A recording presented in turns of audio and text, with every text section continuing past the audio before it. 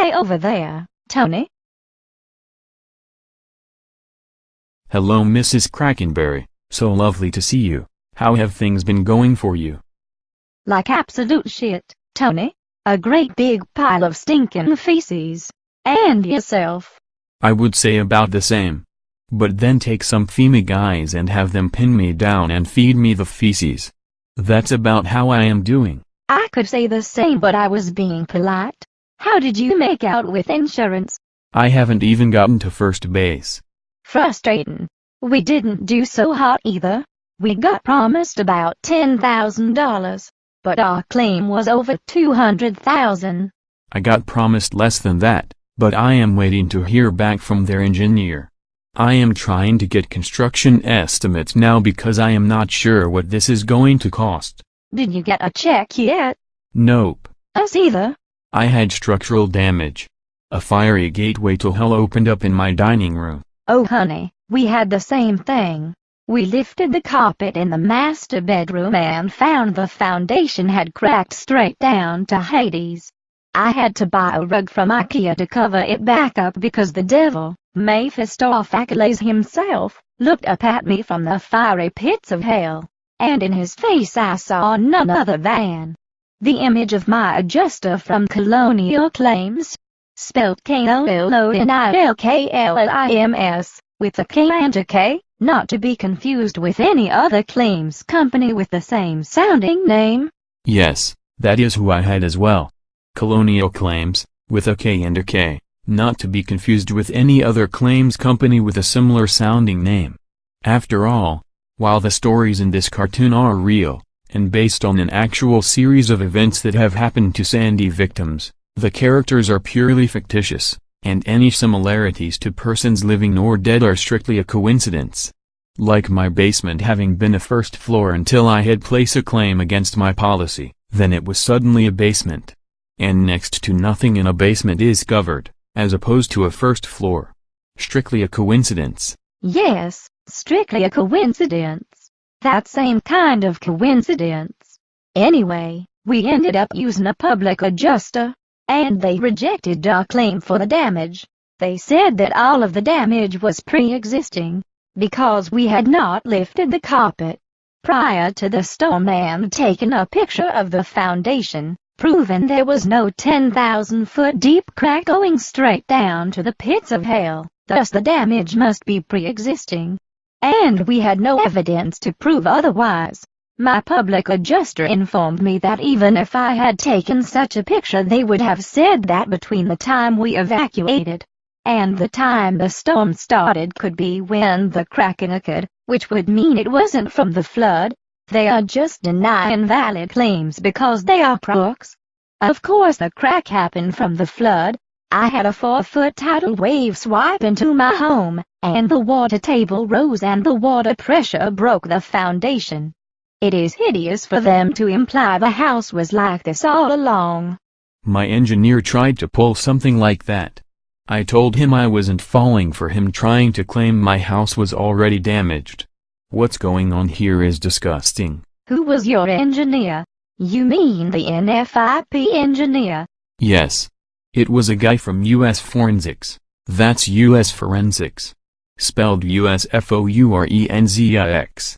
Not to be confused with any other engineering company with a similar sounding name. Yes, not to be confused. Yes, of course not to be confused.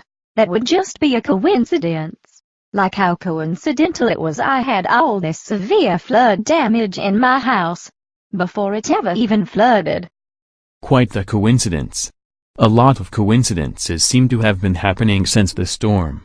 Although highly suspicious, we can assure you they are just coincidences. We bought flood insurance from our government, I mean they took our premiums, and then turned around and told me nothing is covered because my entire house is a basement. And they told me nothing is covered because my house was already damaged when it was not. I keep a meticulous home. This is just despicable. You are despicable. NFIP National Flood Insurance Program, the division of FEMA that took our flood premiums and guaranteed us $250,000 of structural coverage and $100,000 of contents coverage and then denied us that coverage based on loopholes because you are lying thieving crooks. And left us homeless with no ability to repair the damages you promised we were covered for. As you can see, I have to sell my house now. It was almost paid off. We were getting ready to retire. Tony, how did you make out in the FEMA tent? Oh, here's a good one. FEMA gave me nothing. Remember how I had to sleep here because the office was closed? They said because I was sleeping here I could not get rental assistance. Oh Tony, that is terrible. You mean you are sleeping in that gutted house with no heat and no power? I am. My niece is stuck at her grandmother's. And I haven't seen my dog in forever. Well, we got rental assistance from FEMA, but it wasn't enough to actually get an apartment. So we are still staying at my sister's and paying her the rent. The apartment is so small we are living like animals, but we don't have enough money to rent an apartment like that. You need first month's rent, last month's rent, and security deposit. Considering we just lost everything we own in the flood and still have to pay our mortgage and taxes and mitigate, we can't do it. We are going to take a huge loss. Selling as is, but we can't figure out what else to do. I hate to leave this street. This has been our home since we married. If we lose money on the house, we will have to leave New York. We can't start over at our age. That is terrible. This whole thing is terrible. We wouldn't need rental assistance from FEMA if the NFIP would just cover our damages under our policy like they are supposed to. By the way, while the characters in this cartoon are purely fictitious, the government entities are real. Hey Tony, hey Mrs. Crackbaby. Nice to see you both. I couldn't help but overhear you guys talking. Douchebag Joe, lovely to see you. You too, Mrs. Crackbaby. I am very sorry to see you have to move. Before you finish the scene, I just wanted to clarify some shit with the general public. Oh, please do. I assume this is about the fact that you got around $60,000 in cash and services from the government even though you didn't have insurance. Oh, and a free 18-month stay at the Ritz-Carlton on top of that. I can't say I am not jealous. You're both right. You guys had insurance and I made out way better than either of you. But I need to clarify something. I am a very rich asshole. Between the stuff I had to throw out and the damages to my first floor, I took a 300 grand loss. So, while compared to you suckers, $60,000 in cash and services and a place to stay seems like a lot, but this storm still fucked me as much as everyone else, and overall I am still at a $240,000 loss. That is no picnic. I am here to say that even people who got a nice amount of money still got fucked overall. Yeah, all you shitbags from out of state who seem to think we are all getting rich on government money over here are idiots.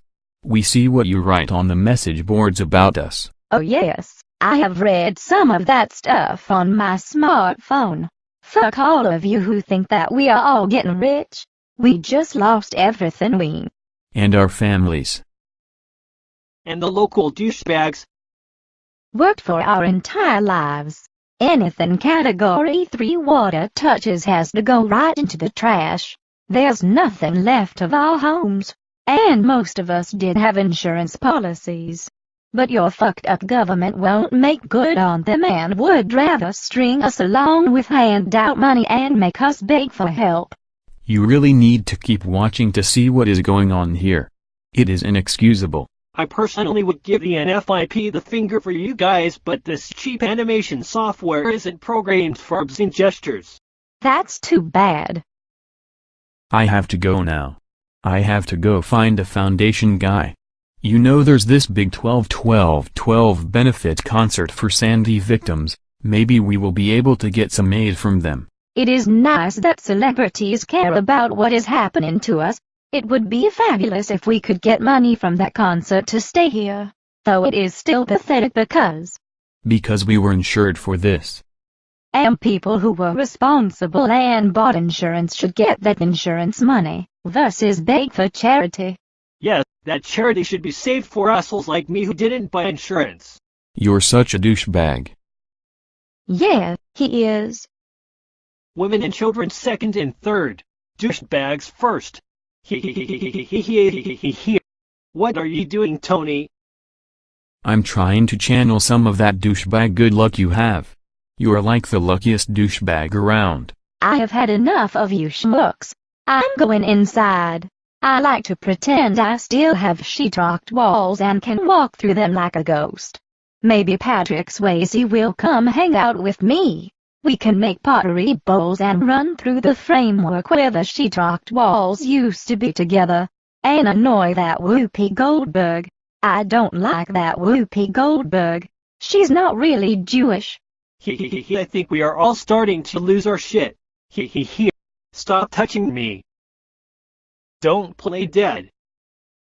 I would rather die than stop touching you. Suit yourself, you little wackadoo.